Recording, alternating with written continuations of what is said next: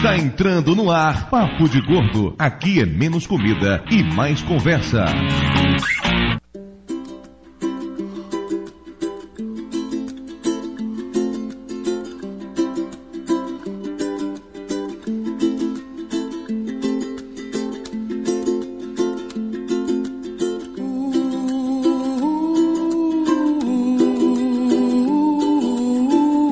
Ouvintes de peso, univos! De São Paulo, aqui é Dudu Salles. Em uma peça de escola, eu já fiz o papel do rei escroto que manda matar todas as criancinhas pra pegar Jesus. De São Paulo, aqui é Mayra e eu sou jornalista, modelo, atriz, cozinheira e um dia ganharei um papel em Malhação.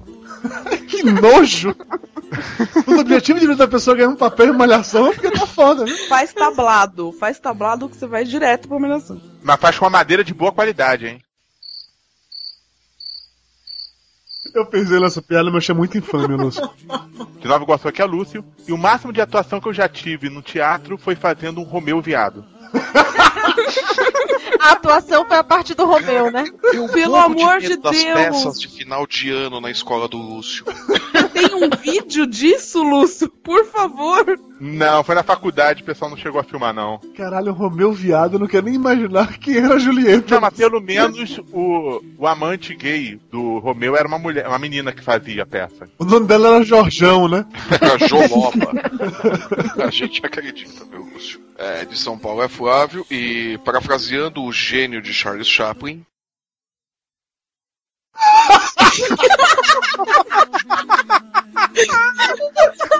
Demorei pra entender, mas foi embora. Ever, Flávio. Gostaram, né? Finalmente. Muito bem, Flávio, parabéns. Essa valeu. Todas as suas piadas mal feitas no programa valeram nessa, cara. Agora eu vou fazer uma aposta. Quantas mensagens vão estar dizendo eu não entendi a frase do tio Flávio? Vamos fazer um bolão, né? Quantos comentários vão vir? O que foi aquilo? Fazendo o quê? Tudo tá com defeito. Não consegui ouvir a frase do Flávio. De São Paulo, aqui é Vana Medeiros e jornalista o caralho. Alguém me paga um salário decente que eu volto pro teatro. Eu acho que você conseguiria papel em Malhação hoje fácil. Isso que o tablado não vaga. Não. Faz parte da tradição do teatro morrer de fome. Pois é, né? Eu não gostava muito dessa tradução. Do Rio de Janeiro, aqui é Renata Celidônio. Eu tô no Rio, mas eu sou baiana, gente. Eu sou atriz, eu faço teatro há anos, mas só agora foram me conhecer porque eu fiz uma novela. Velho, que triste isso, né, pessoal? A pessoa tá na carreira há 40 anos e faz uma novela na Globo e vira famosa. E pior, ainda ganha o troféu do Faustão como revelação. Pior que ela não pode nem fazer nenhum comentário maldoso, porque ela agora ela é uma pessoa pública. A gente ficaria no seu lugar, não se preocupe não, Pois é, ouvinte de peso, talvez vocês já tenham percebido essa altura do campeonato com tantas piadas mal feitas, mas hoje faremos mais um episódio da nossa série Gordos Versus. Vamos falar sobre a profissão de ator. E para isso temos aqui hoje uma nobre convidada, a cantriz, porque é cantora e atriz, como ela mesmo se denomina, Renata Celidônio. Bem-vinda ao Papo de Gordo. Ai, muito obrigada. Tô muito feliz porque é meu primeiro podcast, né? Tô me sentindo uma nerd mora agora, você não tá entendendo. Mas tô muito de estar aqui, poder falar aí sobre gordos versus o que mesmo? Você vê que, apesar da gente trazer uma pessoa famosa, a gente continua mantendo o mesmo critério de convidados que não entendem nada sobre a pauta. É isso que funciona no programa. Renata, você tem blog, Twitter, fanpage, sei lá, se vocês quiserem entrar em contato com você na internet? Então, tem uma fanpage no Facebook, que tá lá, Renata Celidônio, é só curtir e escrever lá que a gente se fala. Tem o Twitter, que é o @Renata Celidônio. Eu tenho um blog chamado Minhas Viagens, enfim, que é o renatacelidônio.wordpress.com, que lá eu escrevo coisas das minhas viagens mesmo, coisas da minha cabeça, só que eu não sou muito assídua não, sabe? É uma coisa que a inspiração chega, eu vou lá e escrevo uma coisa bonitinha, invento uma coisa, é realmente um blog de viagens da minha cabeça. E tem um outro blog que eu criei agora para falar sobre a minha cirurgia, né, que eu fiz, é um blog que chama Antes, Durante e Depois. Meu querido gastroblog.wordpress.com também. E é isso, tô no Twitter, tô no Twitter, tem Flix, Flickr, tem o YouTube, tem... rede social eu tô entrando. Não sei como é que eu não tinha feito um podcast antes, gente. Eu também não sei. Estamos aqui para tirar sua virgindade nesse assunto, não se preocupe. Também conosco aqui hoje, Vanessa Medeiros, mais uma vez no Papo de Gordo, bem-vinda. Mais uma vez. Obrigada, Dudu. Você trouxe uma jornalista pra falar sobre o teatro. Todo mundo altamente gabaritado aqui hoje. Vanessa, supondo que as pessoas não saibam quem é você, de onde você é, você tem um blog, um site, um podcast. Ai, agora que eu sou uma sexóloga famosa, as pessoas não sabem quem eu sou. Pois é, absurdo. Né? Doutora Olga Del Volga. Não, eu falo lá de séries num podcast com o homem mais chato da podosfera brasileira, o senhor Eduardo Moreira. É o Spin-Off Podcast. Vocês podem encontrar lá no spinoff.com.br. E eu edito um site de séries de TV que é o Estrelando Séries lá no R7, portal da Record, que é o estrelando.com.br/séries. E é isso, por enquanto é isso. O programa de hoje pesa exatamente 708 quilos, que nos dá uma média bem razoável de 118. E eu não tenho vergonha em dizer que, mais uma vez, eu sou o homem mais gordo nessa conversa. E vamos logo para os e-mails, temos muito papo ainda nesse episódio.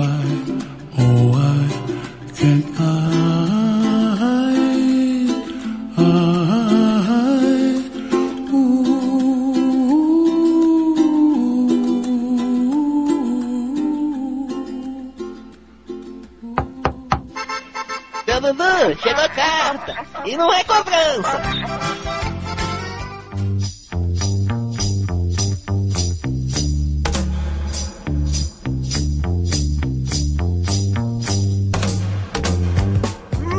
Muito bem, Dona Mayra Moraes. Estamos aqui de volta para mais uma emocionante leitura de e-mails do Papo de Gordo. E atrasamos de novo, né? Gordo safado, não faz a lição de casa, aí fica inventando desculpinha. Mas não é nem desculpa, eu só falei que a gente atrasou, dessa vez eu nem inventei desculpa nenhuma, eu disse aí, atrasamos, ponto, só isso. E ficou sem argumento agora, né? Agora ficou sem saber o que dizer. Eu não pedi desculpa, eu não inventei a história, eu só falei, atrasamos. Pois é, né? Mas vamos falar de coisa boa, né, Dona Mayra Moraes? Já que... Vamos falar de Top Term. Cara, um dia eu quero fazer um programa patrocinado pela Top Term só pra fazer isso de verdade, seria massa, né? Galera do Top Term, beijo no coração, estamos aí, beijo no Twitter, viu?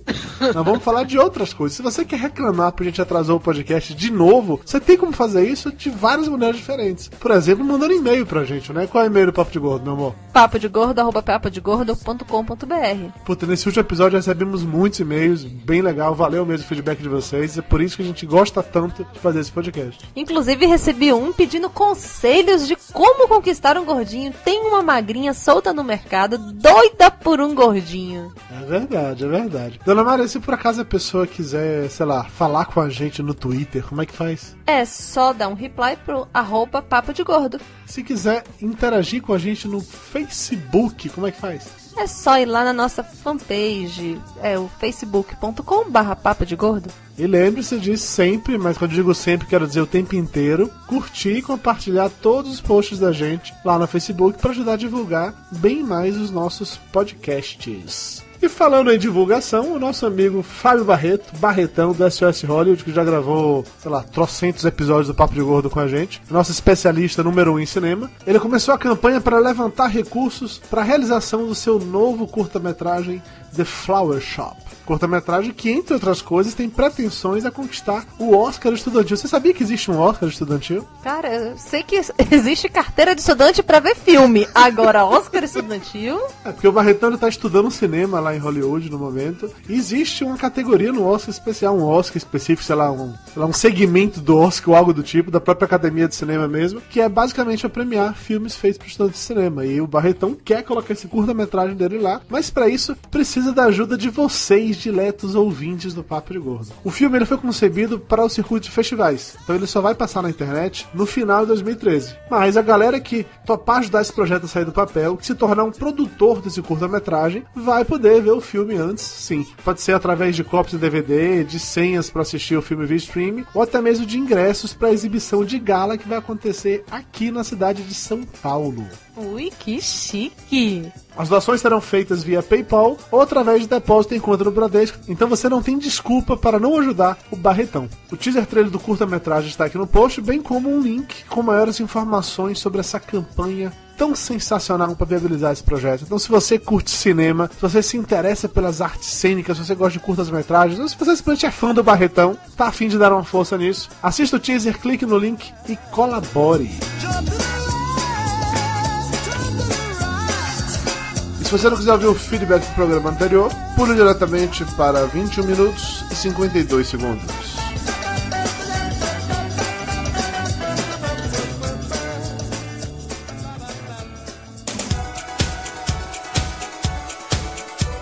Vamos agora para os e-mails, começando com o e-mail do nosso grande amigo Ricardo Ferro, que tinha parado... Mas de novo?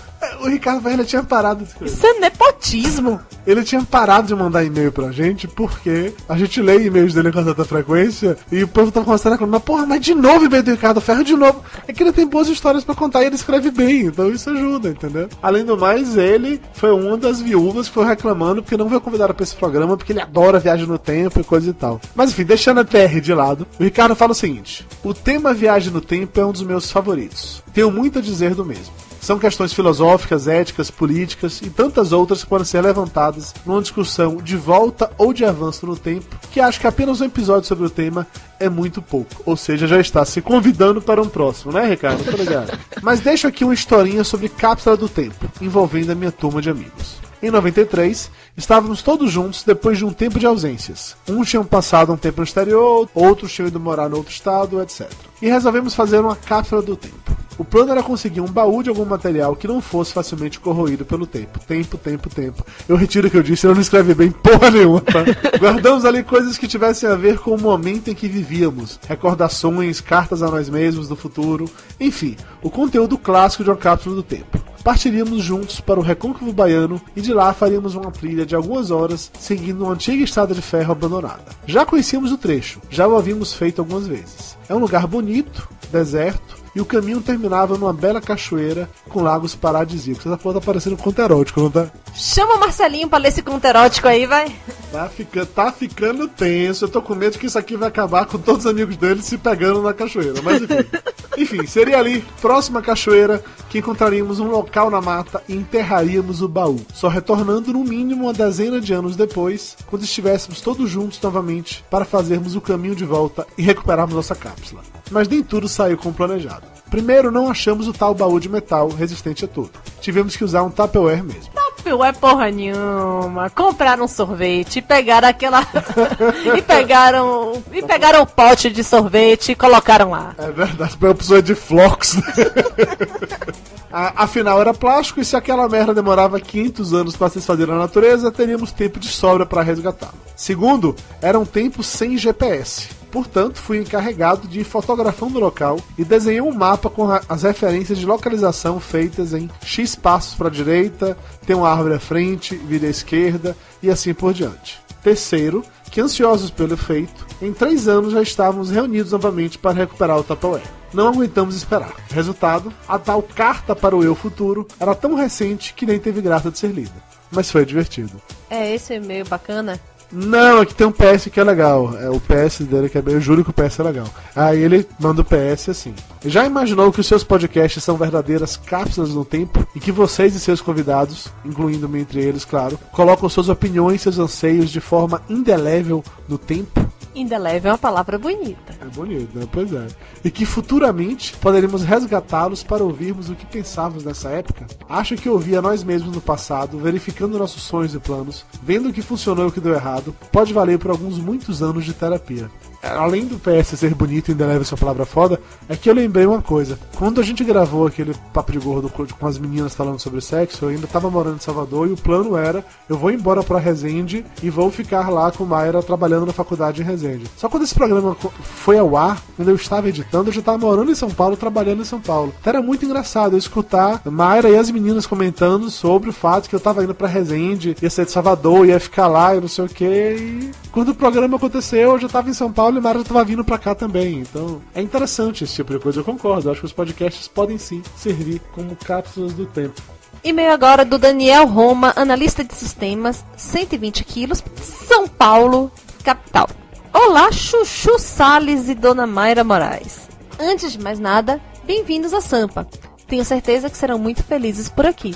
Concordo integralmente com o Dudu. Eu teria milhares de coisas que gostaria de mudar no meu passado, mas teria muito, mas muito medo mesmo de perder algumas das coisas maravilhosas que eu tenho hoje por conta de tais alterações. Então, acho que prefiro deixar tudo como está.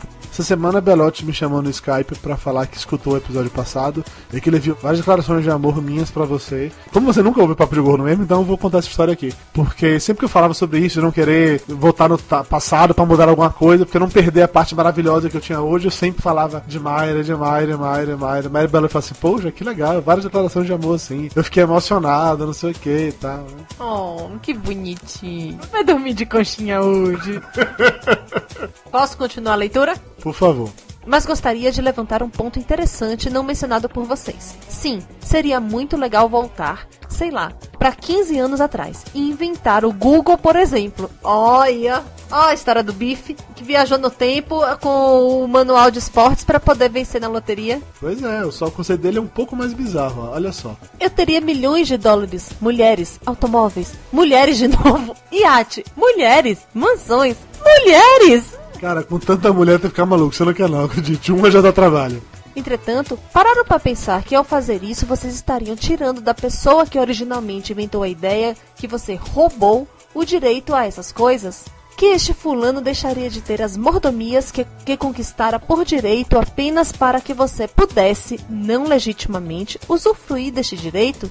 Seria justo? Pensem nisso.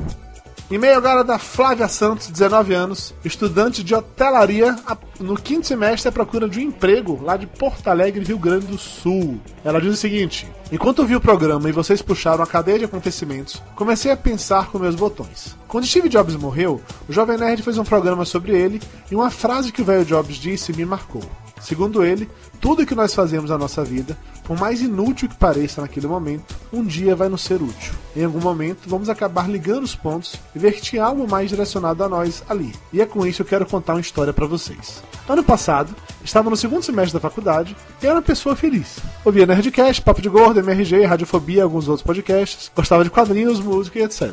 Mas tinha um detalhe em mim. Acima de qualquer coisa, eu odiava amor.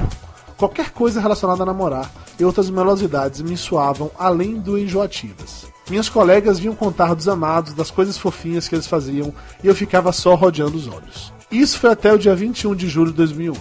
2 dias antes, dia 19, minha melhor amiga me liga me convidando para ir a uma festa. A festa se chamava Smells Like Opinião e era dedicada ao melhor do rock dos anos 90. Eu estava bem cansada, mas graças às insistências da minha mãe, me arrumei e fui lá com minhas amigas e suas 2 irmãs. Lá encontramos 4 conhecidos dessa minha amiga. Um dos rapazes ficou marcado na minha cabeça pela seguinte cena: uma jaqueta de couro, o copo de cerveja na mão, cavanhaque em cabelos encaracolados, urrando para o palco. Toca Pearl Jam! Olhei para minha amiga e perguntei o nome dele. Ela disse: Tuan. O quê? É Luan com T? É isso? Aham. Depois disso, a Flávia, porque assim, a Flávia ela tem uma certa tendência a escrever verdadeiras cartas pra gente, quase que um livro. Depois dessa breve introdução sobre o lance do Tuan, vem uma mega explicação sobre como ela e ele se descobriram nerds, passaram horas conversando, e como todo encadeamento de fatos fez com que, quando ela começou a curtir animes, quadrinhos, podcasts, como tudo isso tornou ela a pessoa que ela era, fez com que ela e o Tuan naquele dia se encontrassem, um papo batesse, rolasse, eles trocassem telefones e eventualmente acabassem namorando. E ela conclui com isso aqui: por muitas vezes eu desejei poder voltar no tempo e mudar o que havia acontecido. Mas será que se eu tivesse mudado qualquer mínima coisinha, eu teria passado a ouvir podcast, ler quadrinho, ler livros? Eu teria passado a ver Game of Thrones ou preferia ver novela das 9? Eu teria virado quem eu sou e teria o Luan com T se tornado o meu grande amor? Ainda bem que eu fui ligando os pontos para ver onde é que dava. Um abraço a todos vocês e até o próximo programa. Vamos agora para os abraços. Começando com um abraço para Camila Dias, que hackeou o Papo de Gordo para ser a primeira a comentar. Abraço pro Rod Reis, que tá revoltado porque não foi chamado para gravar sobre viagens do tempo. Mais um pra lista. Abração pro Luiz Felipe, que depois de ouvir esse cast foi correndo pro site futurimi.org e mandou e-mail para o seu eu do futuro. Abraço pra Ila Fox, que sempre foi uma pessoa saudosista e mantém o hábito de escrever diário desde os 7 anos. Quando relê os tais diários, às vezes se acha genial. Às vezes se acha uma idiota reclamona. Às vezes tem saudade, mas às vezes não gosta nem de lembrar. É uma cápsula do tempo também. Abração pro Thiago Ogoshi, Pro Henrique Hackme. Pro Edson Oliveira, que mandou um vídeo de Jeremiah MacDonald, um sujeito que gravou um vídeo aos 12 anos e agora, 20 anos depois, faz um diálogo dele com ele mesmo e o vídeo é genial, tem link aí no post. Abraço pro Adilson J. Santos, que voltaria no tempo até a época da construção das pirâmides só pra ver como elas foram feitas. Abração pro Eduardo Delmar Kirsch. Pro Anderson Fernandes. Pro Lucas Chagas Soares, que diz que um cara voltou no tempo e roubou a ideia que o PH Santos falou lá no Papo de Gordo 70, de Gordos e Ricos, e acabou construindo um cotoco gigante na porta de casa. Tem link disso aí no post também. Abraço também pra Gleise Oliveira, que é a magra, que adora gordinho e que tá me pedindo dicas pra conquistar um. Gordinhos, por favor, né? Vão deixar a menina aí aguardando o seu amor? Sério, você não vai dar nenhuma dica de como conquistar um gordinho? Vai lá, só uma. Gleise, seguinte, o gordinho, ele vai estar perto de você, no cantinho dele, já decepcionado com um monte de magrinhas que devem ter esnobado ele. Então é só você chegar, conversar com o cara, gostar das mesmas coisas que ele e dá bola. O cara tá facinho. Ótima dica, achei que ele ia fazer alguma coisa mais séria, tipo assim, balance uma coxa frango assada na frente dela, mas tá valendo. Abração pro Guilherme Queiroz. Pro Maurício Neves Geronasso. Pro Nilo Barroso, que perguntou qual era o nome da série que eu falei no podcast passado. A série se chama Do Over, e eu não quero dizer nada pra ninguém, mas o Ricardo Ferro, lá no episódio passado, colocou nos comentários um link que você pode se interessar, viu? Abraço pro Alexandre Salles, que deixou um comentário no site mostrando que já existe uma máquina do tempo e é uma aeronave chamada SR-71 Blackbird. Tem link pra isso no post também. Abração pro Marcos Garcia. Pra Neilane de Santos. Pro Bruno Calazans, que lamentou muito mais não ter participado do último episódio, eu também lamentei muito. Pro Edmilson, que se tivesse uma máquina do tempo, voltaria para conhecer o Papo de Gordo antes. E um grande abraço pra todo mundo que comentou, que mandou e-mail e falou com a gente no Twitter, no Facebook, que entende os nossos atrasos constantes. Valeu, galera, é isso. Vamos lá para o programa e estejam por aqui novamente em 15 dias, e com fé em Deus teremos um novo episódio do Papo de Gordo no ar.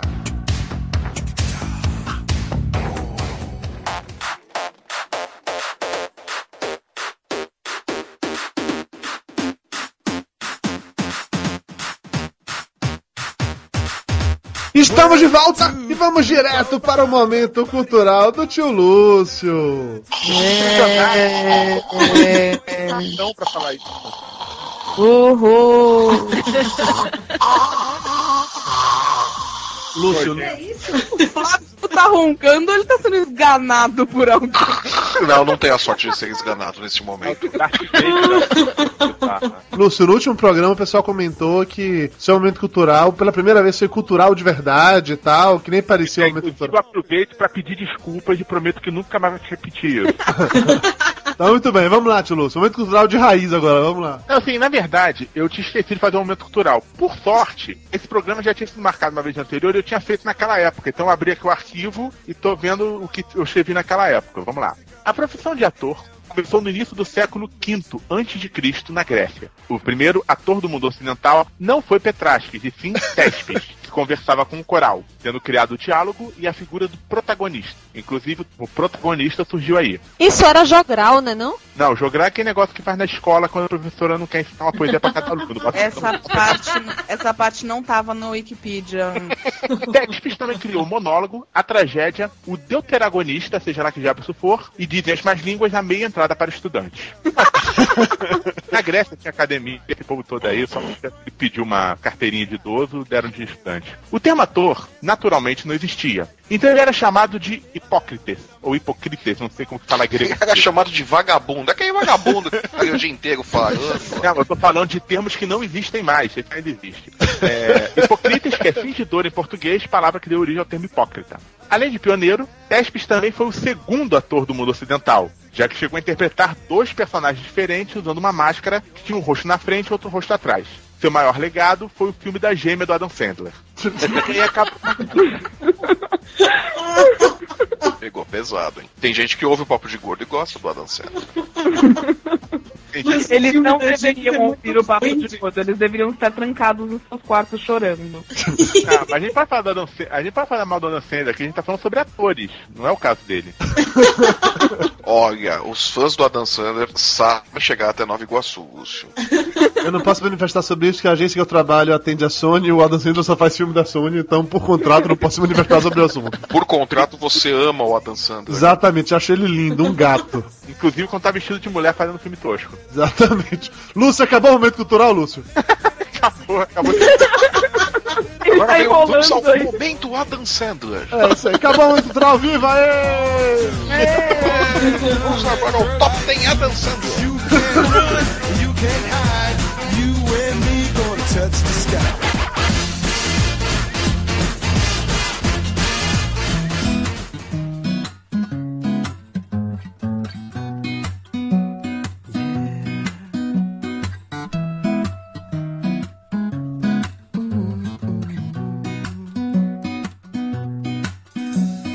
Renata, começando. Como é que uma pessoa se torna um ator? Começa a cantar num grupo de axé.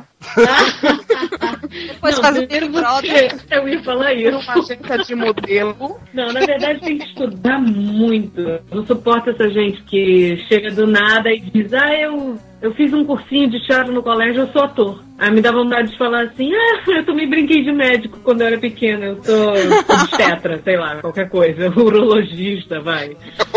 Então, assim, tem que estudar muito. Primeiro tem que ter muita vontade, não é só talento, tem que ter vocação, é uma profissão muito ingrata, de correr muito atrás, de almoçar biscoito de polvilho e jantar vento às vezes, mas é isso, tem que estudar. Me explica o que vem a ser esse estudar, porque você acabou de dizer, às vezes nascer com talento ou não basta, tem que estudar, mas estudar o quê? Estudar como? Como é que estuda pra ser ator? Eu acho que você tem que buscar boas escolas de teatro. Você não estuda sozinho pra ser ator. Não adianta você pegar um monte de filme, assistir um monte de novela. É óbvio que isso ajuda. Mas se você quer, se alguém tá aí escutando o podcast, é porque eu tenho vontade de ser ator. Cara, procura uma escola, procura um bom professor, uma boa turma. Começa, existem exercícios e ele vai passar um material de leitura bom. Tem que ler muito se você quer ser ator. Tem que estar sempre atualizado. E não é só a leitura, não é só a teoria. Tem que ter a prática também, tem que ter o palco, o teatro. É óbvio que tem gente que nunca passou pelo teatro e que chega num veículo como a televisão e faz bem, mas ainda assim tem que correr atrás de um monte de coisa, não tem jeito. Tem que estudar, tem que saber os primórdios do teatro, né? Que nem o Lúcio estava falando lá um pouco da profissão do ator. Tem que estudar toda a base para poder chegar nos dias atuais, entendeu? Tem que estudar a história do teatro mesmo. Universal, a história do teatro universal, a história do teatro brasileiro. Sabe, não adianta você querer ser ator se você não sabe que o Otton Bastos tem uma carreira de teatro que é incrível e extensa, sei lá. Não só a Fernanda Montenegro, não só a Bibi Ferreira, não só, sabe? Existem pessoas que estão na TV que às vezes as pessoas falam, tá ali, tá na TV. Não, as pessoas estudam, né? Mas e entre fazer um curso de graduação em teatro e fazer esses cursos livres, essas escolas, enfim? Às vezes as pessoas não têm muito tempo de fazer um curso de graduação. Eu fiz e acabei nem me formando, veja bem. Eu fiz 4 anos, eu entrei na faculdade em 95, eu tinha 17 anos, e fiz 4 anos de escola de teatro, só que no meio da faculdade eu comecei a trabalhar muito, tranquei a escola, viajei, acabei vindo para o Rio de Janeiro com a escola trancada e nunca mais voltei para Salvador e fui jubilada a essa altura do campeonato. Você foi expulsa da UFBA. Fui expulsa da UFBA. Mas assim, a minha prática já era muito intensa, entendeu? Eu não sentia a necessidade de ter o diploma pelo diploma. Só uma pergunta, você frequentou a UFBA em 95, então você andava ali pela faculdade de comunicação. Eu estava ali perto, a Facom. Eu fiz Facom, nessa época. Você quer saber o que é pior? Outro dia, conversando com a Renata, a gente descobriu que tivemos o mesmo professor de biologia, Ivan. Não, que é pior, né? Eu fui colega de faculdade do Wagner Moura. Você foi assistir, então? Você foi assistir a Casa de Eros? Fui. Eu tava na Casa de Eros. Qual é a Casa de Eros? Aquele que o cara parece pelado de cavalo, esse? Não, esse é Ecos e era o Vladimir Bricha. E Vlad também tava na Casa de Eros. Era uma galera, era muito bom. Foi meu primeiro espetáculo profissional. Então você já viu a Renata atuando em teatro, você nem sabia, tá vendo só? Pois é, tá vendo aí? A Bahia é um ovo, foda. É foda, a Bahia é um ovo. Assim, tudo apareceu um baiano aqui que eles começam a falar, é primo de Nonô, cara, a Bahia é uma grande kitnet, né, velho? Todo mundo se conhece ali, meu. Mayra, você tava naquela turma, teve um professor da Facom que levou uma galera lá pra fotografar a gente. Na verdade, eu entrei na faculdade em 95-2. Então, eu fiz algumas matérias, né, com esse pessoal, com o Wagner, enfim, mas eles já eram veteranos, né? Eles já eram veteranos. Não, mas é porque teve um professor lá da Facom que ele levou uma turma pra poder fotografar. A matéria era fotografar a gente, um dos trabalhos. E todas as minhas fotos desse espetáculo são fotos feitas por alunos da Facom. Eu vi essa exposição lá na Facom, mas não participei dessa turma. Ai, que legal. Eu frequentava muito aquilo ali, imagina. Era a única cantina que vendia cerveja, né? É. Os meninos da Facom eram sempre muito bem-vindos na escola de teatro. Você deve imaginar o porquê. Uhum. Porque na escola de teatro tinha uma escassez. Eu imagino, vou fazer a pergunta assim, porque todos os meninos da escola de teatro eram gays, é isso? Tipo uma grande maioria. Então não é lenda aquele papo de que a maior parte dos atores, especialmente de teatro amador... Isso é lenda. O negócio é que na minha época... Entendi. Hoje em dia não é mais assim. Hoje em dia não é mais assim, não. Hoje em dia tá muito mais... Olha, vou te falar que a última turma da USP que se formou tinha 4 meninos, os 4 eram gays. A turma anterior, acho que também todos eram gays. E vamos ver aqui na Aqui internet então- essa última turma aqui, qual foi, pra colocar no post. Pode colocar que eu conheço todo mundo, eles não vão ficar bravos, não. É porque tem aquela piada clássica, né? Piada eterna de que o cara faz teatro amador, necessariamente ele é gay. Mas então isso é apenas uma lenda. Ou Não, isso às vezes foi apenas criado pela avó. Eu acho que é lenda. Eu conheço muito ator hétero, assim. É... Mas por vontade própria ou... Por força de contrato. Por vontade própria. Foi por opção ou o diretor gritou, né? Para de desmunhecar, porra! Renata, você estava falando sobre as escolas de teatro. Como é que faz pra escolher uma boa escola de teatro? Porque tem muita escola por aí que não ensina de verdade, né? É um cara só que não ganha dinheiro em cima dos otários que sonham em estrear na Globo. Viu, Lúcio? Existem escolas que são mais tradicionais, que você já tem uma... O ideal é que você conheça alguém que já tenha frequentado uma boa escola de teatro e aí você procura saber, ou então coloca uma coisa na internet, vê onde tal pessoa estudou que você admira. Eu queria fazer faculdade de teatro. Eu saí com 17 anos do ISBA, onde eu era aluna de Ivan, né? Era primo de Pedro, irmão de Zequinha. Neto de Dona Canoa. Eu saí com 17 anos e eu sabia que a única coisa que eu queria fazer era teatro ou canto. Então eu prestei vestibular para as duas coisas. Tinha que fazer federal, resolvi fazer teatro. Eu já comecei, o meu primeiro curso de teatro grande foi a faculdade. Agora eu acho que não tem tempo de entrar num curso de graduação interessante, assim, um bom curso de graduação. Tem que buscar boas escolas, porque não adianta, às vezes a pessoa vê assim, um diretor famoso que resolve dar um curso tal, mas aí você vê o que é a grana, e as pessoas entram nesses cursos achando que dali elas já vão conseguir um papel na próxima novela tal, entendeu? E você fez o exercício de virar uma árvore, começou a sementinha, foi subindo, igual aparece na televisão, quando mostra o curso de teatro. Fiz. Todo mundo tem que passar por isso, né? Pra virar piada depois, senão não tem o que contar. Esse é o pior exercício que já existe na face da Terra, mas todo mundo tem que passar. Cara, eu comparo isso à dinâmica de grupo. É exatamente isso. Os exercícios de teatro do início, assim, são quase terapêuticos, né? Fica todo mundo pelado, se abraça, essas coisas. Tem essa parada de ficar pelado se agarrando também? É sério isso? De uma hora pra outra eu comecei a ter interesse em fazer teatro, diga-se de passagem. Mas eu tenho um amigo que ele fala, eu fui fazer teatro, ele fala brincando isso, mas eu não fui fazer teatro porque eu gostava de teatro, eu fui fazer teatro porque no camarim fica todo mundo pelado, sem problema, entendeu? A gente toma banho junto, sei lá. É uma grande sociedade hippie, que maravilha. Óbvio que isso é também uma lenda, entendeu? Porra, Renata, sacanagem. Você acabou de destruir meus sonhos agora. Olha, o mundo perdeu uma geração toda de atores agora. Com certeza. Isso também é uma lenda. Eu não sei, eu ouço muitas histórias, por exemplo, do Teatro Oficina daí de São Paulo, de uma liberdade incrível e tudo mais, e você vê essa liberdade em cena, que é uma coisa que o Zé Celso busca junto com a companhia, entendeu? Mas normalmente Não é isso. Tá, não é padrão, mas que tem pegação, tem. Tem, assim como tem pegação em plantão de hospital, gente. Em plantão de hospital tem muito aí Grey's Anatomy que não nos deixa mentir, né? Vanessa Medeiros, você fez curso de teatro em São Paulo durante muito tempo, então as perguntas... Então você ficou pelada na frente de quem? Isso aí. E mais importante, você abraçou pelada a quem? Eu não abracei pelada a ninguém, mas eu já fiquei pelada na frente do grupo inteiro. E finalmente a pergunta que todos querem saber: Zé Celso estava lá? Não, mas isso que a Renata falou, não sei, Renata, você já foi em alguma peça do Zé Celso? Ah, já fui. Tem algumas, não sei se alguma das que você foi, aconteceu isso, mas tem várias peças em que o público fica pelado, inclusive. No Homem 2, se eu não me engano, que é da série dos Sertões, tem uma hora em que ele pega a pessoa pela mão, você tem toda a liberdade pra falar não. Um dos atores, inclusive, tinha pego eu e um amigo meu pra ir, não, obrigado, e ele, deixou pra lá. Mas ele vai lá, pega a pessoa pela mão, das primeiras fileiras, fala, vem. E a pessoa que conhece o Zé Celso, conhece as propostas e tal, geralmente sabe que dali alguma coisa vai sair. Exatamente. No caso, sua calcinha, né? Um amigo meu, inclusive, tá pelado no DVD do Sertões, que era a gravação do DVD, e o Zé Celso foi lá e escolheu ele.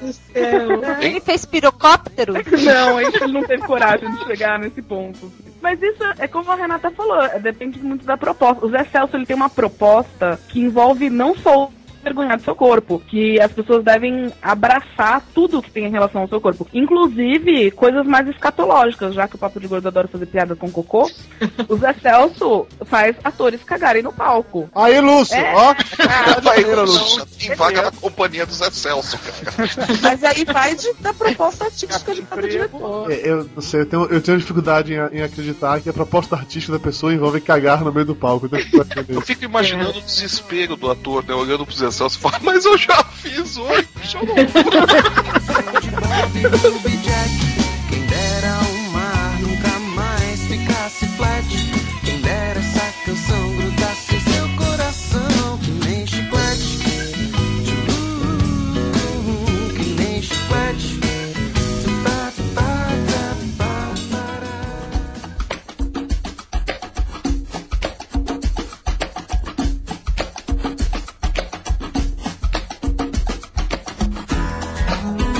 Meninas, vocês, atrizes ou pseudo-atrizes, no caso da Vanna, sacaneei foda agora. Você acha que essa liberdade toda?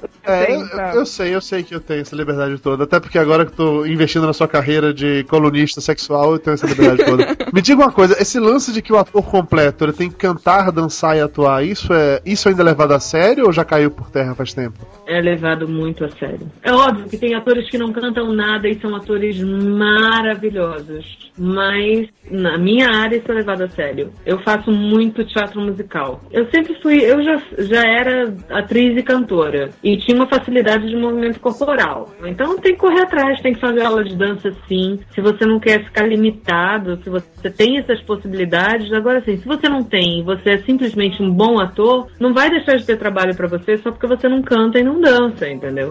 É importante, é interessante que se você tem essas possibilidades, você tem que valorizar. Vanessa Medeiros, você sabe cantar e dançar? Olha, eu já fiz aulas das duas coisas. Quando a pessoa começa a frase com olha, você sabe que ela vai te rolar logo depois, né? Veja bem. Na frente já é uma coisa que eu não posso julgar. Mas eu ia falar que uma coisa interessante é que esses cursos que a Renata tava falando e tal, tanto faculdade quanto curso técnico, todos os cursos mais sérios têm disciplinas das três áreas, digamos assim. Tem canto, tem dança, tem, inclusive, aqui em São Paulo, se você for olhar o curso, eu não sei dizer se é o melhor, porque eu nunca fiz todos os cursos aqui de São Paulo, mas o curso mais prestigiado aqui em São Paulo é um curso da EAD, Escola de Artes Dramáticas da USP. Maravilhoso. E que tem uma disciplina de musical, teatro musical. E é um curso completamente voltado para ator, assim, inclusive não tem pouquíssima teoria, até porque é muita prática, e tem curso de canto e dança, assim. Eu acho que teatro é uma coisa incrivelmente ampla. Você pode ter, diversas linhas de atuação, diversas linhas de trabalho, mas, como a Renata falou, se você souber fazer as três coisas, nunca vai faltar trabalho pra você. Exatamente, até porque quando você não tiver com uma peça em cartaz, se você cantar um pouquinho, você pode cantar num barzinho, numa esquina, pra poder tirar um trocado. Pois é. Agora, se você cantar mal, você ganha milhões cantando axé. Ou uma coisa nova que surge por aí, que é sertanejo universitário, né? Dizem que tá dando uma grana. O problema é que pra ser universitário tem que passar por faculdade, tudo é complicado. O problema é que eles não se formam nunca, né? Todo ano eles estão aí na universidade. Eu tenho percebido como espectador de teatro que os musicais estão cada vez mais bombando aqui no Brasil. Então acho que os atores que têm esse lado também de saber cantar direito, saber ter expressão corporal cantando, que eles conseguem bons trabalhos, né? Porque musical é uma coisa muito complexa. E não dá pra colocar o Daniel Bob em todos eles, né, porra? Tá, mas por que de uma hora pra outra musical começou a bombar no Brasil? Porque agora é mais fácil fazer? Ou porque agora tem atores que cantam? Você tem uma explicação pra isso, não? Eu acho que começaram a fazer com uma qualidade muito similar ou quase igual à qualidade do musical no exterior. Começaram a caprichar nas versões das músicas, virou um celeiro de grandes produções. Eu acho que o Charles Miller e o Cláudio Botelho, que são pioneiros nessa área de musicais e começaram a transformar isso realmente numa indústria do entretenimento no Brasil, principalmente nos eixos das cidades do Rio e de São Paulo, né? Nesse eixo Rio-São Paulo. E as pessoas querem, as pessoas não têm.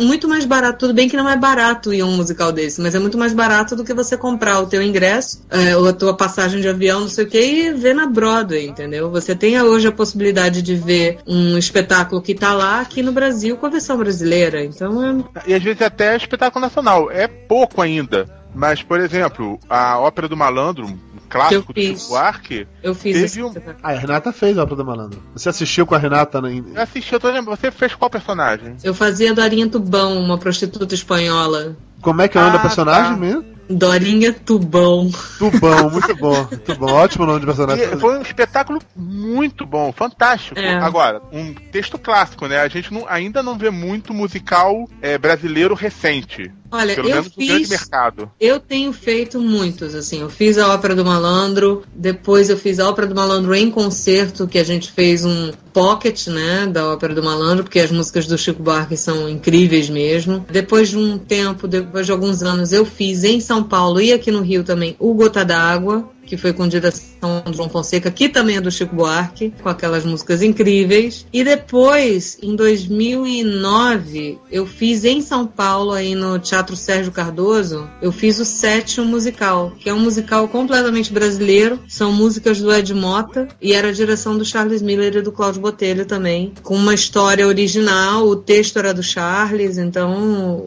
enfim, que teve uma aceitação maravilhosa também em São Paulo. Mas eu acho, Renata, que esse boom dos musicais tem muito a ver, quase tudo a ver com o público mesmo, porque pra mim, que eu frequento muito teatro aqui em São Paulo, eu tenho a impressão, e é um pouco até triste de falar isso, que o teatro musical é o único tipo de teatro aqui em São Paulo que tem público de verdade, que eu não vou na plateia e encontro os amigos atores, o pessoal que escreve pra teatro, porque no resto do teatro aqui de São Paulo você só encontra gente que faz teatro. Se você vai nos Parlapatões, por exemplo, você só encontra gente que faz teatro. Eu moro aqui do lado da Praça Roosevelt. Passo lá todos os dias, você só encontra gente no bar, na plateia, em todo lugar, só gente que tá ali todos os dias, sabe? Ainda mais agora que tem escolas ASP de teatro aqui. É só gente que faz teatro. E o teatro musical ainda tem essa coisa maravilhosa pro ator, que é atuar pra um público que não faz teatro, né? Que é tentar, levar o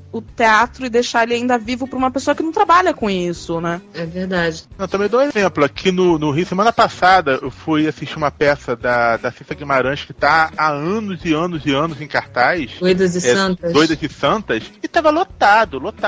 E tá muito tempo em cartaz. Inclusive, num lugar fantástico, pra quem gosta de teatro aqui no Rio, que é o Shopping da Gávea, que tem 4 teatros fantásticos 4 teatros. Todos os exemplos que vocês falaram até agora, todos os exemplos envolviam Rio e São Paulo. Pra ser ator, só rola Rio e São Paulo. Se mora em outro lugar, você tá fudido, é isso? Não tem que correr pro eixo, não tem jeito? Na verdade, assim, eu corri pra cá porque eu vim fazer uma peça que eu já fazia em Salvador aqui. Eu não sei como é que tá o cenário artístico em Salvador, que é de onde eu venho. Eu não sei como é que tá isso hoje, porque, assim, muita gente que fazia teatro comigo lá veio pra cá. Isso significa alguma coisa, né? Não? Isso significa alguma coisa, mas, assim, ainda tem muita gente que continua lá. O problema é que pra viver de teatro, pra você ganhar bem, pra você conseguir viver só disso, isso, né, que você escolheu como profissão, fica muito difícil. Quando eu morava em Salvador, eu, além de teatro, eu ia direto para estúdio gravar locução, jingle, essas coisas, spot de rádio. Eu cantava em barzinho, cantei muito lá no Pedra da Sereia, no Rio Vermelho. Vendia acarajé, fazia faxina. Então, assim, tudo. Fazia de um tudo. Brincava assim, sou modelo, sou atriz, cantora, modelo, manequim, manicure, pedicure e vai, entendeu? Então, assim, aqui no Rio, é óbvio, você também tem isso. Mas aqui você tem uma profissionalização no Rio e em São Paulo. Conheci muita gente também que saiu de Salvador e foi pra São Paulo porque queria fazer teatro também, sabe? Não é pra se dar bem na carreira. Aqui você tem a possibilidade da televisão, né? De fazer participações ou de conseguir ser contratado, né? Vai que você consegue ser contratado e faz uma novela e você fica mais conhecido. E aí você consegue, de repente, voltar pra tua cidade, conseguir um patrocínio e montar a tua peça. E vai conseguir gente pra ir porque você tava na novela, a pessoa quer ir ver a pessoa que tava na novela no teatro. Você acabou de escrever agora os seus planos futuros, não é isso? Então, Ok, entendi. Eu quero muito, agora mesmo nesse segundo semestre, o que eu quero é fazer teatro, por exemplo. Mas assim, eu não sou famosa, eu não fiquei famosa com a novela, sabe? Eu fiquei conhecida, as pessoas, eu passo na rua, as pessoas vêm falar comigo, mas elas não sabem meu nome. Até a minha bio no Twitter é essa, aquela menina daquela novela, entendeu? Eu sou aquela menina, não é aquela menina daquela novela? Então é isso, eu virei aquela menina daquela novela. Você dá autógrafo assinando assim, né? Aquela menina daquela novela, né? Renata, me tire uma dúvida agora, altamente pessoal e de interesse para os ouvintes do Papo de Gordo. É uma impressão que eu tenho, tá? Porque é raro você encontrar bons personagens, é raro você encontrar pelo menos protagonistas que são gordinhos. Agora tem aquela série lá, Mike Molly, que a Wanda até já escreveu um texto sobre isso no Papo de Gordo, que os protagonistas são gordinhos e... Gordinhos não, são gordos pra caralho, na verdade. Teve toda uma polêmica de um jornalista lá americano falando que era absurdo, que era apologia e blá blá blá e tal e tal. É realmente mais complicado conseguir papéis quando se está acima do peso, porque a gente vê na televisão, tem aquele estereótipo básico de ator e atriz, que aquilo ali acabou. Quando a pessoa está fora daquilo dali, é realmente mais complicado, muito mais complicado. É muito mais complicado, porque assim, é óbvio que eu poderia fazer qualquer papel, entendeu? Mas a gente vive numa sociedade que não aceita isso. Vamos ser realistas? A sociedade não aceita. Não é só que ela não aceita, é porque é inverossímil, entendeu? A mulher que sai, que vai a um shopping e que consegue encontrar uma roupa fácil e que tem uma facilidade na vida, porque assim, na boa, a gente não tem facilidade na vida estando acima do peso, entendeu? A gente pode ser feliz e tudo mais, mas a gente tem muitas dificuldades. Então, assim, eu acho que os autores, a questão para buscar um protagonista acima do peso vai ter que tocar nessas questões. Ou então descambar pra comédia. Teve uma minissérie da Globo, que agora me foge o nome, que era sobre um pessoal que estava montando uma peça de teatro. Tinha uma das personagens... Isso, exatamente. Isso. Uma das personagens era uma gorda que queria fazer peças dramáticas. Aí teve um momento que ela foi se apresentar, que estavam fazendo testes para atores. Ela começou a fazer um monólogo de Shakespeare todo dramático, colocando o chão, falando de uma maneira toda séria. E o pessoal que estava avaliando morrendo de rir. Aí ela saiu chorando lá do teatro. Eles falaram, mas tá indo aonde? Foi ótima a tua apresentação. É mais ou menos o que acontece. Mais ou menos, não é mais ou menos, é exatamente isso que acontece às vezes. Mas você nunca vai ver uma adolescente gordinha que vai começar a fazer teatro. É muito raro alguém colocar essa menina pra fazer a Julieta, entendeu? É muito raro um diretor, um professor bancar e dizer assim, não, essa garota aí tem 15 anos, está gordinha, mas vamos colocar ela pra fazer a Julieta. A não ser que queira fazer uma comédia, né? Exatamente. E pra televisão, widescreen é pior ainda, né? Hoje em dia tem isso, né? Essa coisa do Full HD, de você perceber cada coisinha que existe. Mas assim, eu acho que o espaço tá começando, as coisas estão começando a se abrir de alguma forma. As pessoas estão tendo uma consciência maior. Apesar do que muitas pessoas falaram, do Miguel tá fazendo apologia à obesidade, o que não foi isso que aconteceu em momento nenhum. Na hora em que ele colocou a Marieta pra ser super de bem com ela mesma, entendeu? Na verdade, essas coisas da Marieta se tornar modelo veio do público que começou a pedir isso e ele colocou, sabe? Então algumas coisas vieram, ele foi vendo o assédio do público masculino em relação à Marieta, que era um estereótipo completamente exagerado, tanto que assim, eu engordei sim pra fazer o personagem. Quer dizer, eu não precisava ter engordado tanto, eu relaxei e acabei engordando mais do que eu deveria. Comendo jujuba todo dia, minha filha, você queria o quê? Era aquela jujuba? Na verdade foi assim, eu antes da novela eu tava super na dieta e tava emagrecendo. Aí fui chamada pra novela, disseram pra mim, ó, você não tá imprimindo, você não vai imprimir gorda. E o personagem precisa ser gordo. Eu fiz, então ok, vou comer brigadeiro. E foi isso que aconteceu. Foi basicamente isso. Resumindo, foi isso, entendeu? Foi a preparação mais divertida que você já fez como personagem. Nossa, né? Eu fiquei muito livre. Uma coisa que eu achei legal também foi de mostrar uma coisa que acontece com muitas mulheres que estão acima do peso, que é engravidar e não saber que estava grávida, porque já estava gorda mesmo. Então... Exatamente isso. Tem um documentário, não, um programa. Tem um programa, não sabia que estava grávida.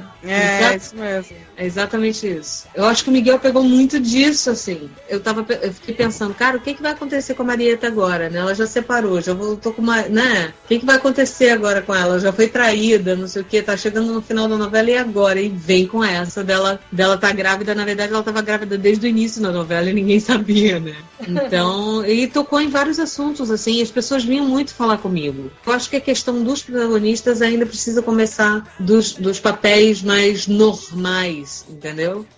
Que não busca o foco no humor, né? Porque era o núcleo cômico, de qualquer forma. Que não busca o foco no humor, nem na questão do peso, ou da problemática, ou do drama com o peso. A questão é, hoje em dia, não tem como não cair nisso, entendeu? Mas não tem como tá em voga, né? Exatamente, mas assim, a sociedade, e quando eu falo sociedade, eu generalizo, que assim, ainda é uma parcela muito pequena do que a gente tem para atingir, que assim, ok, eu fiz uma cirurgia, eu vou emagrecer, mas o que eu tenho de vontade de lutar por transportes públicos com maior acessibilidade para gordo, com cadeiras de cinema maiores e com, sabe? Eu tenho muita vontade de lutar por isso, assim, porque ainda bem que eu engordei, que eu pude sentir na pele o que é ficar apertada numa cadeira de cinema e pensar em não sair porque eu não vou caber naquele lugar, sabe? História da minha vida.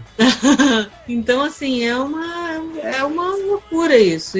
Mas você acha preconceito na novela também, que você vê, normalmente a gorda vai estar fazendo casal com gordo. Você só vai ver uma gorda e um magro na Zorra Total, por exemplo. É difícil você ver uma coisa nesse sentido. Ou é um cara muito feio, dificilmente vai ter uma gorda com um gostosão, a não ser que ela seja uma milionária e um aproveitador, uma coisa nesse sentido. Você sabe o que acontece? Você vê uma gorda com um cara malhado, gostoso na rua, a primeira coisa que você ouve alguém passar do teu lado e falar é fazer assim, nossa, esse cara tá com essa mulher. É a primeira coisa. Como é que aquele cara tá com aquela mulher? Ela é gorda. Você ouve isso, é cruel, mas a gente ouve isso na rua, entendeu? É cruel, mas é o que acontece na rua. Então, assim, aí o que acontece? Vai colocar isso na novela, tem que ser um autor que tenha muito culhão pra colocar isso na novela, sabe? Ou igual uma novela mexicana, acho que lá da Colômbia ou da Venezuela, que a protagonista é uma gorda que encontra amor, só que é uma atriz magra com um enchimento bizarro na barriga. Você já sabe que ela vai ficar magra lá pelo meio da novela. Isso é Betty a Feia. É que nem a Betty a Feia, vai ficar bonita, é exatamente isso. Mas, Renata, você acha que isso tudo que a gente tá falando dos personagens e tal, a gente tá falando muito de TV, muito de novela. Você acha que no teatro ainda é assim? Não é que teatro seja assim. A questão é, por exemplo, se eu quero fazer uma Lady Macbeth e eu tô obesa, eu não vou conseguir. Se eu quero fazer uma judia num campo de concentração, eu não vou conseguir. Se eu quero fazer... Mas aí você é sacanagem também. Porra, aí também foi um extremo. É porque o que eu botei uma coisa completamente contraditória, que assim, tem gente que fica dizendo, eu não passei só porque eu estou gorda. Não, é porque o personagem não cabia, entendeu? Eu já não passei... Literalmente, nesse caso. Agora estavam fazendo audições para atores negros. Eu vou chegar lá e vou dizer assim, ai não me quiseram porque eu tô gorda. Não, gente, eu sou branca, sabe? Então, as pessoas ficam com isso na cabeça, né? Do teatro e tudo mais, mas... Não, mas tem a receptividade do público também. O público ia estranhar, às vezes, até de uma forma negativa. Mas aí eu acho que é uma coisa, como você falou, Renata, do que o personagem pede. Exatamente. Agora, eu acho que, por exemplo, no teatro, não vamos citar textos famosos, porque textos famosos caem nessa coisa do que o personagem pede.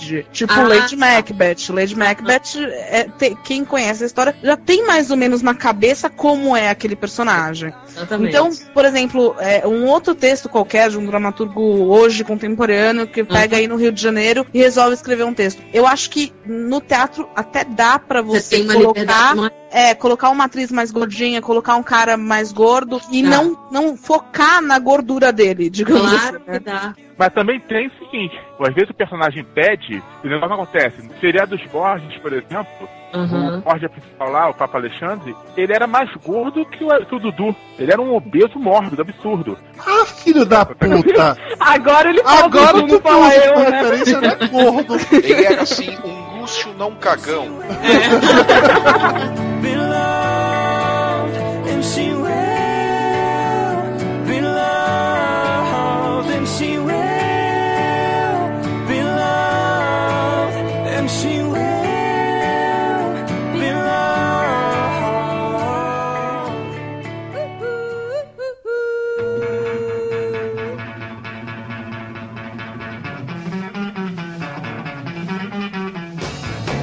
Meninas, existe alguma diferença real, factível entre o trabalho de atuação pro teatro, pra TV e pro cinema? Olha, a Renata pode responder melhor porque eu nunca fiz TV e cinema, eu só fiz teatro. Mas, assim, o teatro é muito diferente do que se faz em TV e cinema no Brasil, né? Em qualquer lugar do mundo.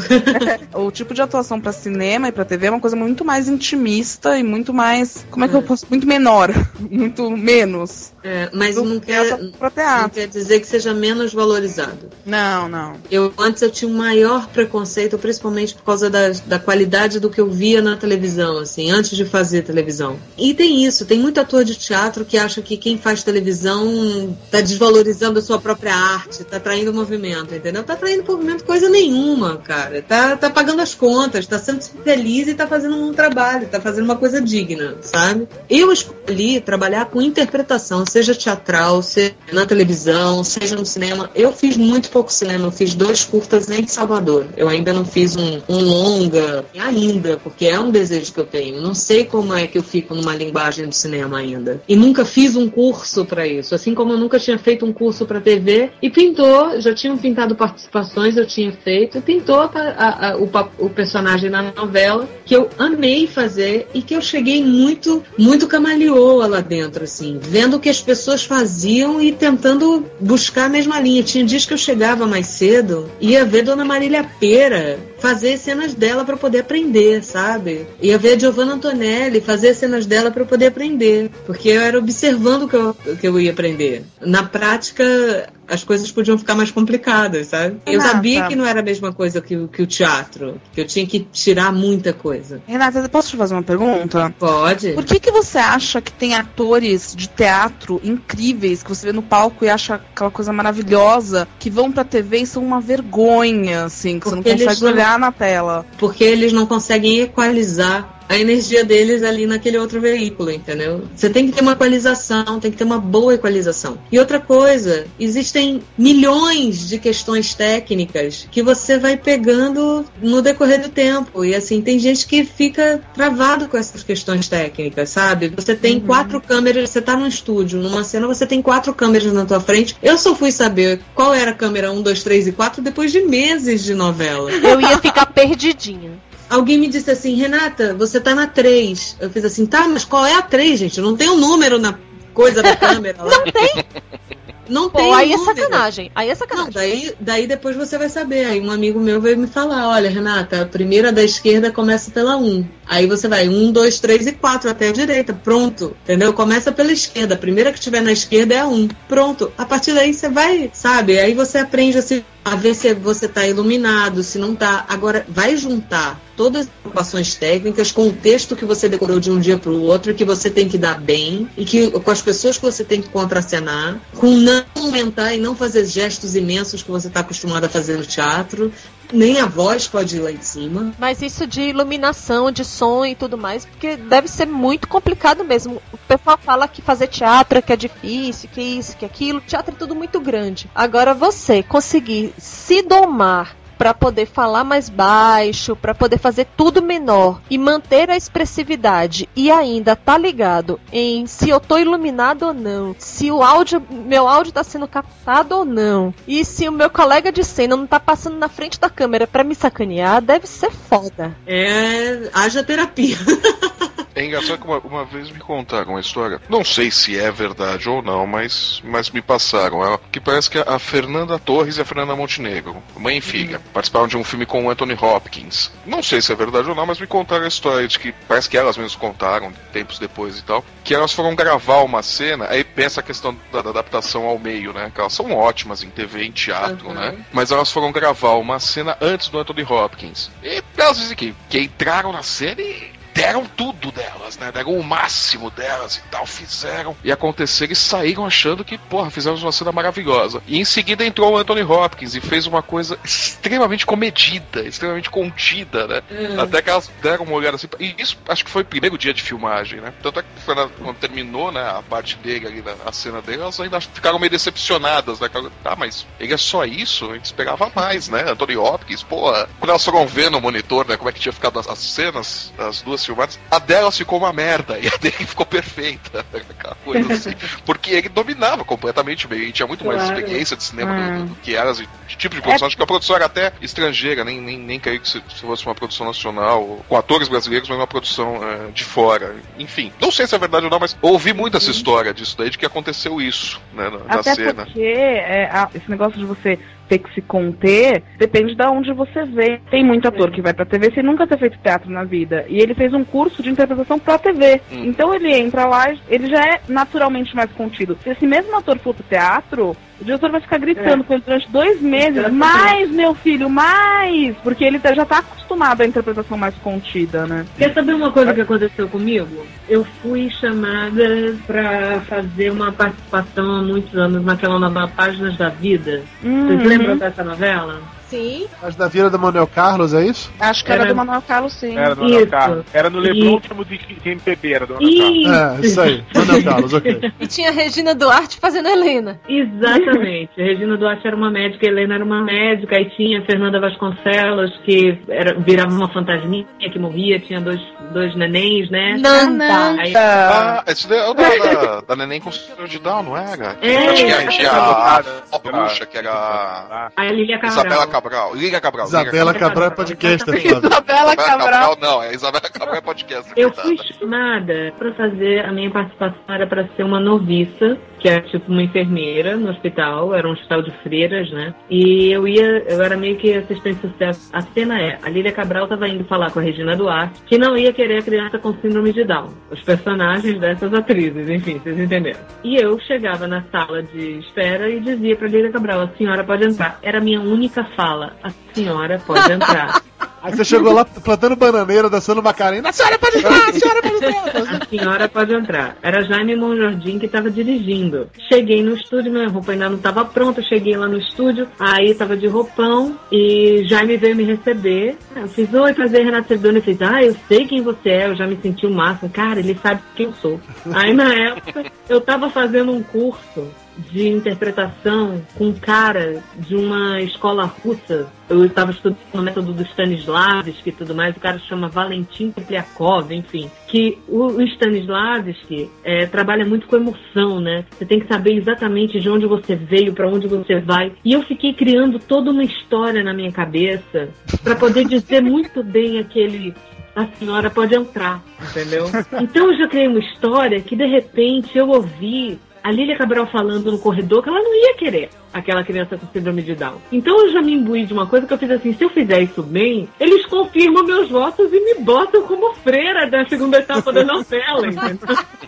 Você criou quase que um personagem de RPG. Criei aquilo tudo dentro de mim, aí ensaiei, não sei o que, na hora do gravando, o diretor, o Jaime, lá no suíte, na salinha que eles ficam lá, né, vendo as coisas na câmera, eu cheguei perto da Lília Cabral, ensaiei bonitinho, na hora gravando. Cheguei perto dela, olhei pra ela, respirei e falei, a senhora pode entrar. De repente vem a voz do Jaime. Ô Renata, que você tá demorando tanto pra dar essa fala? Aí ela ia falar pra ele, Jaime, é porque, sei lá, é minha única fala, né? Não, porque eu achei que ela ia me olhar na hora pra falar pra ela. Enfim, fiquei lá de castigo o dia todo, porque eu podia ir embora logo depois, mas foi bom que eu fiquei assistindo as outras cenas, né? Porque ele me deixou lá de stand-by o dia inteiro depois, pra eu poder, meio que de castigo mesmo, né? Vai que alguma porta tinha que ser aberta, né?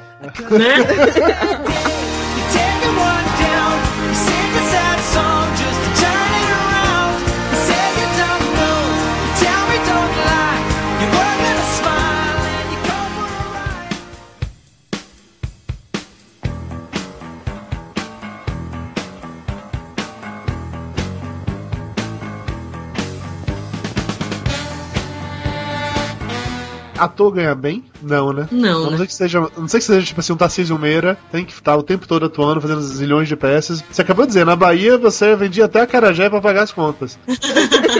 No Rio é mais profissional porque tem peça o tempo inteiro, mas não é uma parada certa. Dá pra sobreviver, não dá pra viver uma vida cheia de luxos. Dá pra você viver uma vida cheia de luxos se você tem um status, principalmente com televisão e com cinema, às vezes, que você consegue se... Ai, meu Deus, vocês estão me ouvindo? Tô sim. Vamos. E de repente ficou um silêncio. Tava escutando você. Aí tá falando de dinheiro é coisa séria. Exatamente, todo mundo presta atenção. Falou em dinheiro, de presta atenção. Mas é isso, dá pra, a não ser que você tenha um status dentro de um veículo como é o cinema ou como é a televisão. O que você tá falando aí é basicamente o que acontece com o jornalista também. Se você não tá num veículo de comunicação ou apresentando o Jornal Nacional, você não é bem sucedido. Agora, Mayra, por favor, me chame de estúpida porque eu fui ser jornalista pra ter alguma estabilidade na vida. Mas é que, o que eu acho é que existem muitas e muitos estágios de salário que você ganha como ator, como jornalista, como médico, como advogado. Mas, realmente, como ator, tem o problema da instabilidade. Porque, a não ser que você tenha um emprego fixo, como a Renata falou, dê a sorte de ter um contrato, ou dê a sorte de fazer alguma coisa incrível. Conheço atores que, de um dia pra noite, ganharam muito dinheiro com um comercial, assim. Exatamente. Que virou, tipo, reconhecido no Brasil inteiro. Aí é uma coisa que, ok, vale a pena. Mas, assim, no dia a dia mesmo, eu conheço muitos atores que fazem teatro aqui em São Paulo. Eles se formaram nos melhores cursos daqui. O meu melhor amigo é diretor de teatro formado pela USP. E ele, se você perguntar o que ele faz hoje, ele é professor de educação artística para crianças de 10 e 11 anos. Claro que eu conheço de ator que fez concurso para Banco do Brasil, para... Sim, porque de algum jeito você... Assim, tem muita gente que consegue viver assim, não é errado. Eu até admiro muito, assim, pessoas que conseguem viver, tipo, nesse esquema do ganhei muito esse mês, mas vou ficar 3 meses sem ganhar nada, sabe? Mas é isso. Vai da personalidade de cada um, em vez de você... Por exemplo, Ópera do Malandro, com teatro, fazendo teatro musical. Eu ganhava um salário que eu conseguia me manter e ainda dava pra juntar um pouco. Ok, isso foi durante, sei lá, um ano e meio. Aí acaba. Tudo que você juntou, você vai gastar durante o tempo que você vai ficar desempregada. Então você não junta pra você ter uma, sabe? Ou você consegue ter um planejamento de vida e de carreira. Porque assim, eu tenho sorte, porque eu ainda não tenho filhos. Então eu ainda posso arriscar. Mas vai chegar uma hora, eu tô com 34 anos, daqui a pouco eu vou querer ter filho, entendeu? Daqui a pouco eu vou querer... E assim, não sei se eu vou arranjar um marido rico, sabe assim? Então... Eu tentei muito, mas... Se deu mal, sinto muito.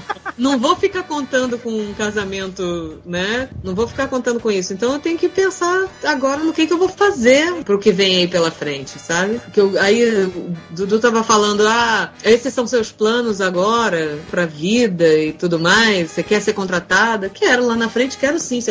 Nossa, se me dessem um contrato hoje de 3 anos, eu ficava tão feliz. Aí veja bem, um contrato de 3 anos. Minha mãe, funcionária pública, tá há 20 anos no mesmo emprego, sabe? Eu fico querendo um contrato de 3. Tô ligado, eu te entendo perfeitamente. Meu pai até hoje fala, quando conversa comigo, meu filho, faz um concurso público, é seguro, que não sei. Todo pai fala isso pra filha, não tem jeito. Pois é. Não, o meu não. O meu pai fala, e aí, tudo bem? Tudo bem, então tá jóia. Mas as pessoas te perguntam, tá, você é desenhista, mas o que você faz? Não, isso aí só o tempo todo. Não, emprego de verdade, trabalho mesmo, assim, honesto, o que você faz? Renata, conta pra gente, como é que é a rotina de gravar uma novela? Você tava na novela das 7, e aí, como é que funcionava essa gravação? A gente recebe os textos, estuda, né? Recebe os textos com que antecedência? De um dia pro outro mesmo? Às vezes a gente recebia com 4, 5 dias de antecedência, às vezes era de, sei lá, com 48 horas de antecedência, às vezes era no mesmo dia. 48 minutos, né? Assim, tem um adendo aqui, a cena tal acabou de sair, vocês vão gravar hoje, entendeu? Você tinha gravação todo dia, de segunda a sexta? Não, eles já têm um calendário, uma agenda, né? Um roteiro que sai toda sexta-feira, sai o roteiro da semana seguinte. E nesse roteiro eu sabia mais ou menos quando eu ia ter que gravar. Às vezes eu não gravava, tinha semana assim que eu não gravava todos os dias. Tinha uma outra semana que eu gravava um dia até 2 horas da manhã, no outro dia eu pegava já às 10 da manhã até ficar não sei quando, entendeu? Então não tinha uma rotina de gravação, eu não precisava ir pra lá todos os dias. Eu não era protagonista da novela, eu não era, sabe? Então era mais tranquilo fazer. Geralmente eu gravava quinta, sexta e sábado, sabe? Ou então só sexta e sábado, às vezes só o sábado. Então ia dependendo, assim, não tinha muito mistério, não. E diz uma coisa, as cenas de comida em novela, os atores comem de verdade? Eles comiam o tempo todo em cena. Não, mas é come de verdade, assim, a comida é boa, parar, como é que funciona isso? Porque em teoria você tem que fazer o take várias vezes, você não pode comer a comida, né? E não pode ficar com alface no dente. É que grava depois da Ana Maria Braga e pega tudo que sobrou, né? Inclusive o louro.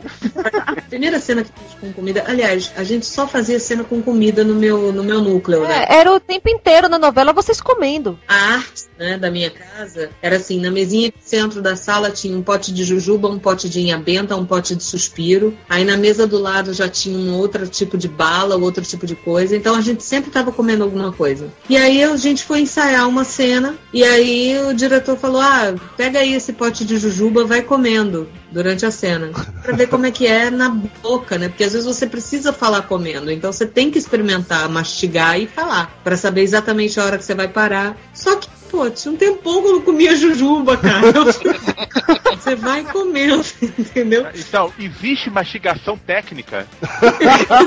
Tem que saber a hora que você vai colocar o negócio na boca, porque você não pode estar com ela cheia na hora que você tem que falar. Ou se tiver com a boca cheia, improvisa, né? Fica fazendo mímica pro outro ator, né? Escreve num quadro, né? A fala. Já que o Lúcio falou de mastigação técnica, vem cá, como é que funciona o beijo técnico? Isso pra mim é papo, né? Não tem nada de técnico, é beijo. É sem língua, né? Não, isso é só pra poder o pessoal que é casado jogar esse caô em casa. Não, Quantas vezes você beijou tecnicamente e quantas vezes você beijou de verdade? Cara, na verdade, assim, essa é a minha primeira novela, gente. Sim, mas você já fez teatro, horas. Tá no teatro? Tudo, na carreira. A gente já sabe. Cara, existe beijo técnico, sim. Tá, como é que funciona? O quão técnico ele é? Gente, é só fingir que você tá beijando uma pessoa. Então, o beijo técnico continua boca com boca, você só não tem língua. Existe. Eu tive que dar um beijo no Marcelo, que fazia o Hélio Perunadona, e era um beijão, assim. E eu não coloquei língua. Teve uma hora que a dele escapou, veio pra cá pra dentro. Você pode até ter pensado no beijo técnico, mas ele se aproveitou. Você, hoje eu vou nessas carnes hoje. Ele não se aproveitou, não. O afã da cena. Calor da emoção. Então, assim, não tem isso. E no teatro... A gente vê uns beijos na novela que você tá vendo a língua chegar até a orelha.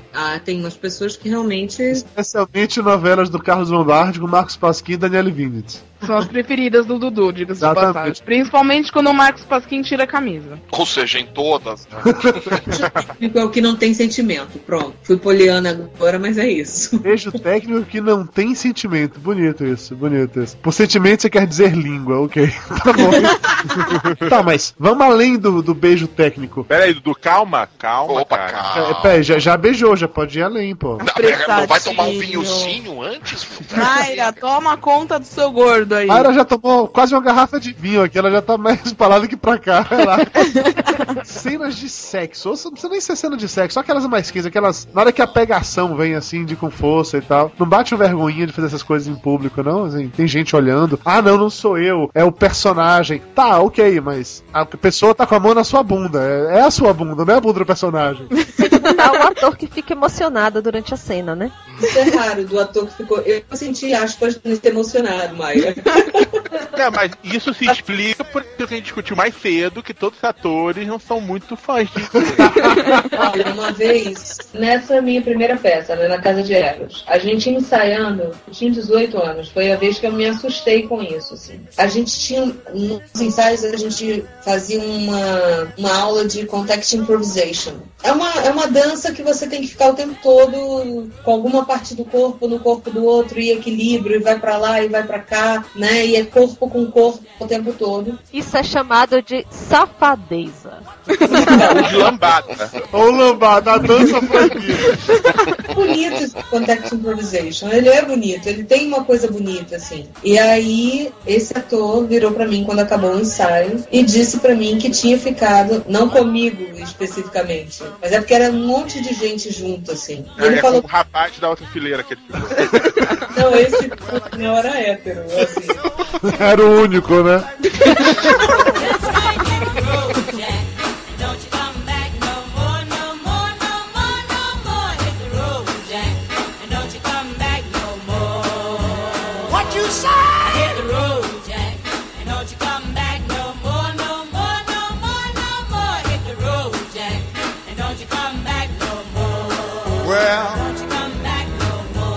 What you said? I didn't understand it. You can't mean that. Oh, now, baby, please. What you trying to do to me? Oi, Ivana Medeiros! Oi, Dudu, tudo bom? Nossa, que voz de cansada. Só que você agora escreve texto sobre sexo no Casal Sem Vergonha, você agora chega e fica entediado. Eu tô no papo de gordo, que saco! Eu tenho que fazer essas obrigações, né? Fazer média. Não se misture com essa gentalha. O Corinthians já está em campo, o Flamengo também já está em campo. Nesse momento, o Flávio para de prestar atenção na gente e passa a prestar atenção no jogo. Ah, não, mas eu nunca presto atenção na gravação do Papo de Gordo, independente. Qualquer coisa que esteja na TV é mais interessante. Oi? Boa noite, Renata Celidônio. Vocês estão me ouvindo? Renata Celidônio sensualizando na foto do Skype. Qual é a foto do Skype? Eu tô sensualizando na foto do Skype? Tá, para me levantando o pescoço assim. Ah, eu sensualizo, eu faço essas coisas, eu sou dessas. Fazendo carinha de quem tá gostando demais. Depois dessa foto eu desci até o chão. Você tira a pessoa da Bahia, mas não tira a Bahia da pessoa, né? Tira não, tira nada, daqui a pouco o sotaque vem todinho. O Flávio também tá sensualizando, ele tá com a cobra do Fred na foto. Gente, agora que eu vi que ele tá segurando a cobra no Skype. Olha que bonito. Mas não espalha. Ele mata a cobra e mostra o pau, não, no caso dele é o contrário. Eu mato o pau e mostro a cobra. E temos também a Vanessa Medeiros, nossa sexóloga e comentarista de sexo. Maravilha. Olá, boa noite, Renato. Ela que é futura integrante do Casal Sem Vergonha. Vai virar o Menage à Trois Sem Vergonha. Que delícia! Eu queria dizer que eu tô nervosa, é meu primeiro podcast. Você nunca gravou um podcast antes? Nunca, primeira vez. Vai perder virgindade conosco, olha só. Nossa, com vocês todos. É a primeira vez que eu falo no Skype também, com tanta gente de uma vez só. e logo na sua primeira vez, Flávio já tá com a cobra na mão, é foda. Tá vendo? Flávio é fora. Ninguém me avisou que a moça era inocente. Flávio, vai com calma, com carinho, Flávio. Eu sou um lorde, criado nas estrebarias de Oxford. Alô? Oi? Não diga alô, diga 3-0 pro Corinthians! Uhul! Hoje eu tô feliz com a vitória do Corinthians. Não diga alô, diga chupa, Flamengo! Se o Flávio tava tão calado e compenetrado, agora eu entendi. Ele só voltou a prestar atenção quando falou sexo e beijo técnico. Exatamente. Aí ele tá de ouvido em pé, né? Então tá bom, gente. Valeu, beijos, obrigado, boa noite pra todo mundo. Bom descanso. Beijo grande, boa noite. Obrigada a vocês, gente. Buenas Beijo. pessoas. Vou derrubá-los todos. Eu tenho o poder de derrubá-los de novo. Cala a boca, Flávio. Não, você já viu que eu vou derrubar você primeiro. Não, essa é uma derrubada coletiva. Papo de Gordo. Com a gente é menos comida e mais conversa.